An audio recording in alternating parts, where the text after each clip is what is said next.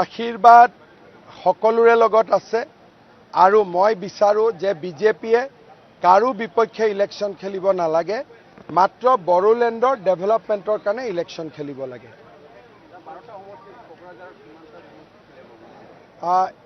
আমি 21 তাৰিখৰ পৰা প্ৰত্যেকটো সমষ্টিলৈকে মই যাম, সভাপতি মহোদয় যাব আৰু আমাৰ অবজাৰভাৰসকলেও প্ৰতিবেদন দিব। আমি আগষ্ট মাহৰ প্ৰথম সপ্তাহত ঠিক কৰিম যে আমি কেইটা সমষ্টিত ইলেকশ্যন খেলিব পাৰিম। মিত্ৰতাটো আমিও কৰি আছোঁ। অতুল বৰা, কেশৱ মহন্ত, প্ৰমোদ বড়ো, আমাৰ লগততো চব আছে, টংকেশ্বৰ ৰাভা, গতিকে ৰমাকান্ত দেউৰী, প্ৰদান বৰুৱা, ৰণোজ পেগু, ভুৱন পেগু, সেইটো ডাঙৰ মিত্ৰতা নহয় জানো? সেইটোৰ কথাও আপোনালোকে কওক। মই ক'লো নাই, আমাৰ মিত্ৰতাটো আটাইতকৈ ডাঙৰ।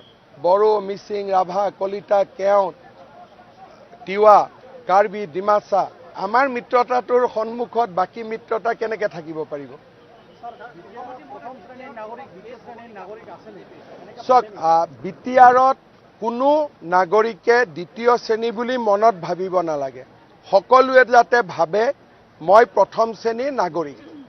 বিটিআৰত যোৱা 5 বছৰত আমি শান্তি আনিলোঁ, অহা 5 বছৰত আমি সমতা, বিকাশ আৰু প্ৰগতি আনিম।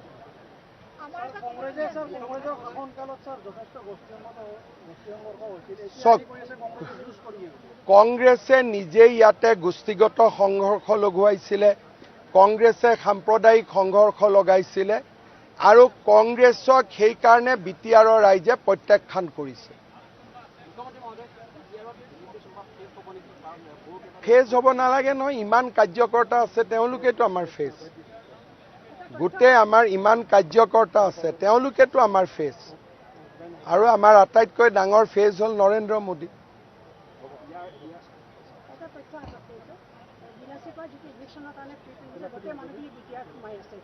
বিটিআৰে সোমাব দিব নালাগে, কাৰণ তেওঁলোকক আমি য'ত যাব লাগে জাগা দেখুৱাই দিছোঁ। গতিকে কোনো মানুহ বিটিআৰত সোমাব নালাগে।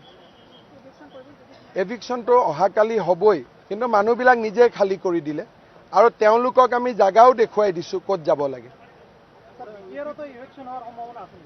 সেই বিষয়টো আমি সিদ্ধান্ত নলওঁ, বিটিআৰৰ বিষয়ে বিটিআৰ প্ৰশাসনে সিদ্ধান্ত লয়। কিয় আস্থা হেৰুৱাব?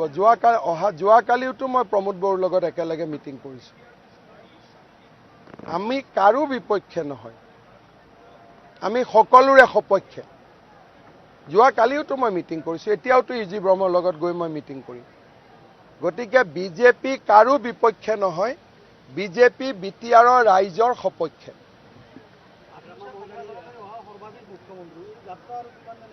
একদম বিটিআৰ যেতিয়ালৈকে অসমৰ আটাইতকৈ ডেভেলপ অঞ্চল নহয় তেতিয়ালৈকে বিটিআৰত মই আছোৱেই। আপুনি যিহেতু সাংবাদিক নহয় বাইদেউ, লাহেকৈ মই সুধিম।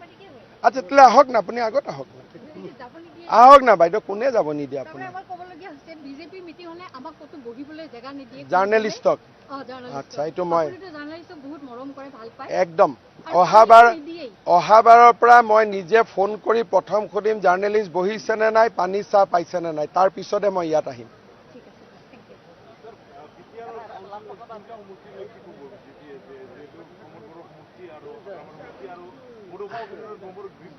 চাওক, প্ৰমোদ বড়োৰ সমষ্টিত আমি প্ৰতিদ্বন্দ্বিতা কৰিম নে নাই, হাগ্ৰামা মহিলাৰ সমষ্টিত আমি প্ৰতিদ্বন্দ্বিতা কৰিম নে নাই, তাত আমি সিদ্ধান্ত লোৱা নাই। এই গোটেই প্ৰতিবেদন অহাৰ পিছতহে আমি সিদ্ধান্ত ল'ম। এতিয়ালৈকে আমি কোন সমষ্টিত খেলোঁ ক'তো সিদ্ধান্ত লোৱা নাই, মাত্ৰ আমি প্ৰভাৰী পঠিয়াইছোঁ, তেওঁলোকে ৰিপৰ্ট দিব আমাক। একো নাই, মোৰ লগততো চবৰে ভাল, মইতো চবৰ লগতে ভাল, মোৰ শত্ৰুৰ লগতো ভাল সম্পৰ্ক বজাই ৰাখোঁ। যদি কোনোবা বাংলাদেশ আৰু পাকিস্তানৰ এজেণ্ট নহয়, তাৰ বাদে মোৰ চবৰ লগতে ভাল, অসমত যিমান মানুহ আছে। চাওক, আপোনালোকে ইমান কিয় বিজেপিক আশীৰ্বাদ দিছে? অলপমান আপোনালোকেওতো ৰিয়েল ৱৰ্ল্ড জানে। আমাক আৰম্ভ কৰিব দিয়কচোন, সেই উত্তৰ দিবৰ কাৰণে অলপ দিন ৰখিব লাগিব। আপোনালোকৰ মূৰত ফুল চন্দন পৰক যদি আপোনালোকে ভাবে যে বিজেপি একক সংখ্যাগৰিষ্ঠতা পাব। চাওক, বিটিআৰে যে কাকো গ্ৰাস নকৰে তাৰ প্ৰমাণটো যোৱা কাউন্সিলখনে বিজেপিৰ মেজৰিটি আছিলে। আমি ডেপুটি CMও লোৱা নাছিলোঁ, CMও লোৱা নাছিলোঁ। আজিওতো কাউন্সিলত বিজেপিৰে বেছি মেম্বাৰ। আজি আমি কি কৰি আছো? আজিওতো কাকো গ্ৰাস কৰা নাই, বৰঞ্চ সকলোকে আগুৱাই দিছো। আৰু মইতো বিচাৰো যে বড়ো ৰাজনৈতিক দলসমূহ একলগ হ'ব লাগে।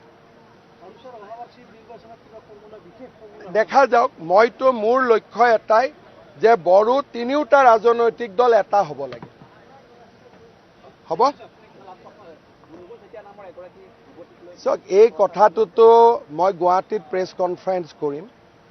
এই কথাটো কংগ্ৰেছে ৰাজনীতি কৰি আছে।